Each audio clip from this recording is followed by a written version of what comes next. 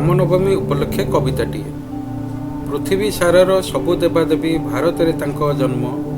भारत मार पानी पवन को करिछंती केते पुण्य। एही माटी रे तो रामायण हेला होइथिला महाभारत।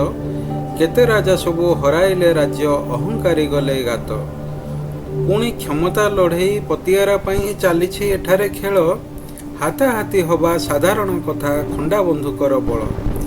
शालीनता सीमा टपिकी सबुए बुढ़ा बुढ़ी अंडा बच्चा। मोबाइल रे खाली रील देखुचंती दिन राति भरी मथा।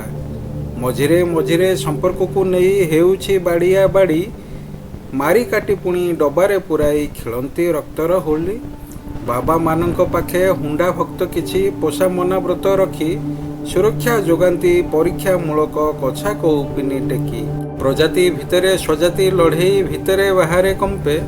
पथर देउळे व्यथारे रडुछि रावण राम को संपे। जन्मी थिल तुमे ए पुण्य माटीरे मानव उद्धार पाई। काहे मारुथुल रावण को तुमे ए मानव असुर पाई। मारी थिल सिना दानव राक्षस धरी हाथे धनु तीर। कली जुगे परा मानव राक्षस काम करिबनी सेहि तीर।